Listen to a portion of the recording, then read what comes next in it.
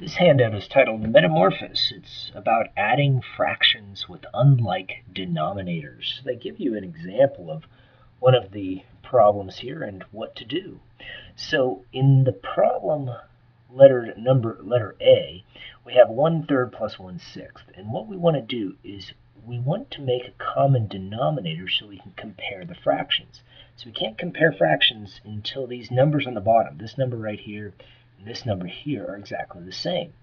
So what they decided to do was we came up with a number that won't change the value of the fraction, but it will become a different form of that fraction. And so what they did is they multiplied by 2 over 2. The reason they can do that is because 2 divided by 2 equals 1. And so sometimes we refer to this as like the giant 1. It's a giant 1 because it can change forms. See, it could have been 2 over 2, it could be 3 over 3, it could be 4 over 4. Any numbers, as long as they're the same on top and bottom, will divide to equal 1. And 1 times a number doesn't change the value. It just changes the appearance of the number. So for instance here, they multiplied 2 by 1, and they got the 2. Here they multiplied 2 by 3, and they got the 6. Now they can compare the fractions. See, over here, they've got 6 total parts.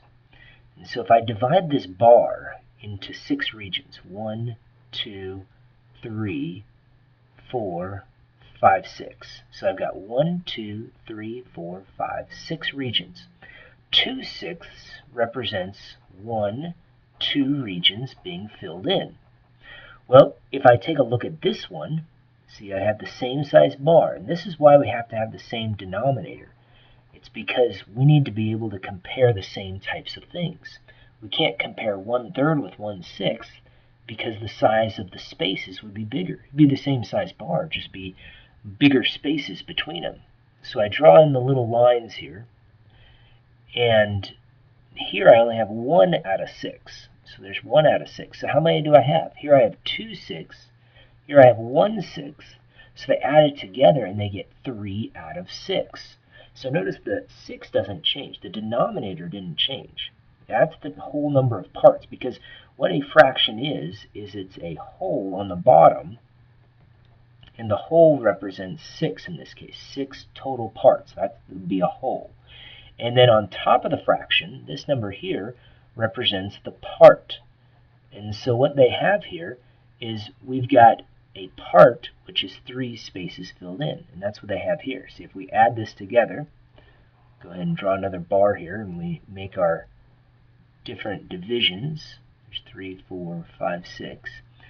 This would be the 2 spaces filled in. The 2/6 plus 1 more 6 makes 3/6. See, 3 out of 6. There's 3 parts out of 6 total that are filled in.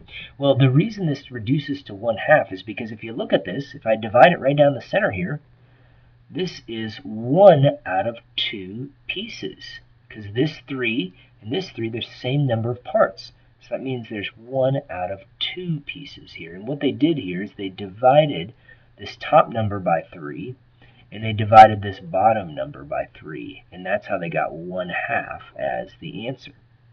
So that's pretty much what we'll be doing on these problems. Taking a look at this one, we're thinking of what number could I multiply this 3 by to make 12?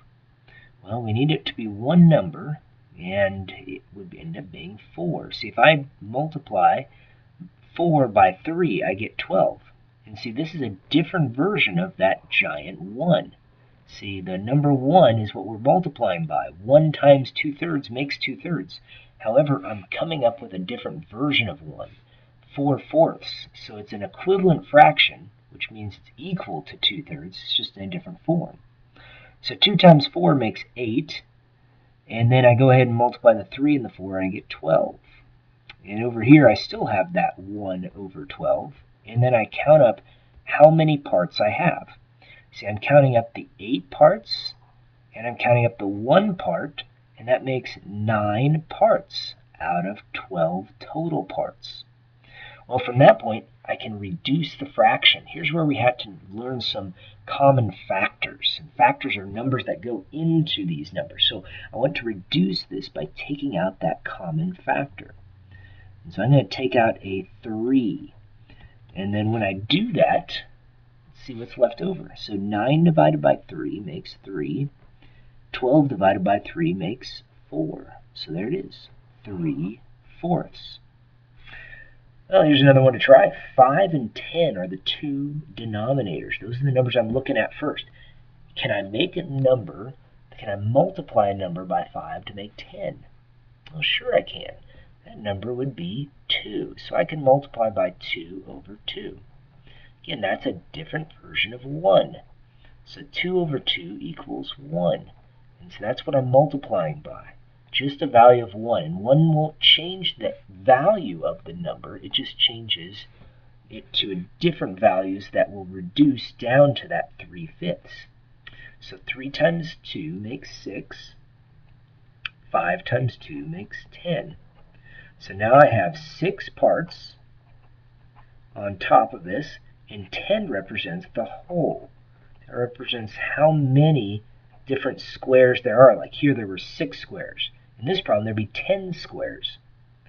I'm just bringing this 1/10 because it already has 10 as the denominator, and I'm adding these parts together. So I have 6 parts here. I only have 1 part here. It's just 1 part. Again, the whole is 10.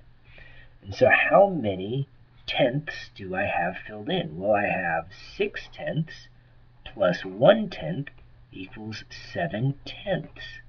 7 tenths filled in, and there's my answer. So that cannot reduce, so that's as far as we go. Well, this problem's a little different because so far on all the problems we've been able to multiply the smaller number by a value to equal the bigger number. Kind of like 3 times 4 equaled 12 here. 3 times 2 equaled 6, and here 5 times 2 equaled 10. Well, here, can't do that. 2 times a number, well, 2 times 2 makes 4, 2 times 3 makes 6. It's in between. So instead of multiplying by 2.5, let's do this. Let's change them both.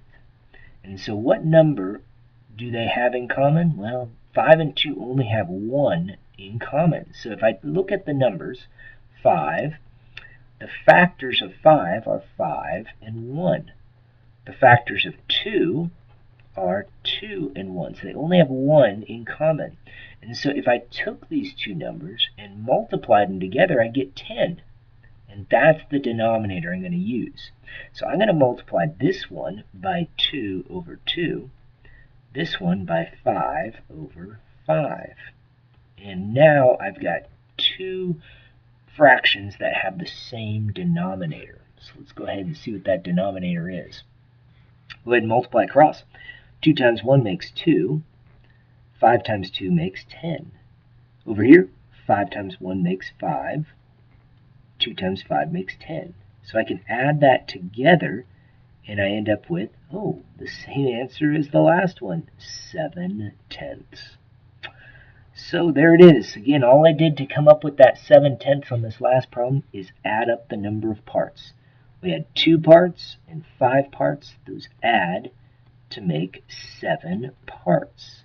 7 parts filled in out of 10 total parts is what that represents. So that's adding fractions with unlike denominators.